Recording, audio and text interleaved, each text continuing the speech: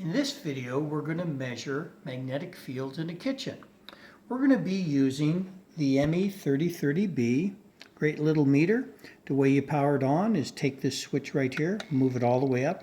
And the nice thing about this meter, it has a visual plus it has sound.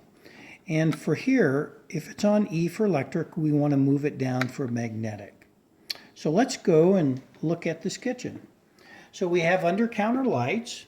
And we don't see too much issues with magnetic fields, but if you remember, it was a big issue with electric fields. So now we're going to come down and look at a teapot.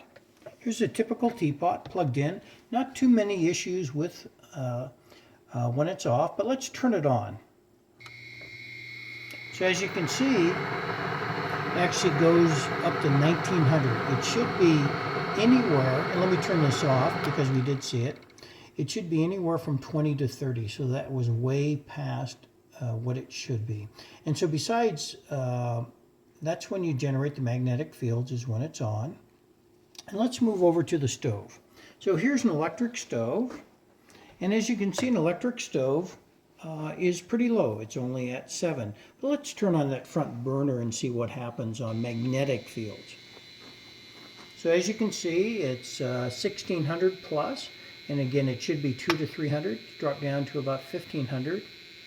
So if you stood right in front of it, you would have an issue. But if you came back somewhat to about here, we're okay. So magnetic fields have 1 foot to 2 foot where they're most dangerous. So we're going to turn that off, and we're going to continue through the kitchen. And here's something as well. Let me just show you with these controls. As you can see, the controls are high. They're over 300. We want you under 300. And it's not an issue if the controls are here. But if the controls were on the front part, which they aren't, of a stove, then you would be standing right in front of it. So just keep that in mind. So let's continue through the kitchen. Don't see anything really high. And we're going to continue over here.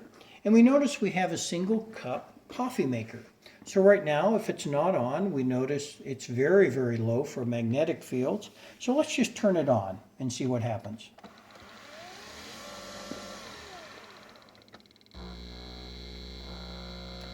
So you can see it's over, it's 1100 to 1200. Again, if you do turn it on, just move away from it and then you'll be okay with that. So just don't stand right in front of it. And actually, once it starts pouring the coffee, again, it goes up to anywhere from 11 to 1200. So let's move around here, and you want to check every single electrical device in your home. So here's a typical dishwasher. So we look okay. Again, we're looking for something. But as you can see, we're up to over 1,000 in certain cases. So right here. So I wouldn't do a lot of work here. They have a transformer in them that makes them go very high. But if you stood in front of the sink, we can see you're okay. So again, just don't stand right in front of the dishwasher. And all dishwashers are different, so test yours to see what it is. So let's continue through the kitchen, see if there's any other big field. And we don't see any other big field at this point, magnetic field. So this is Bill. And that's how you measure magnetic fields in a kitchen.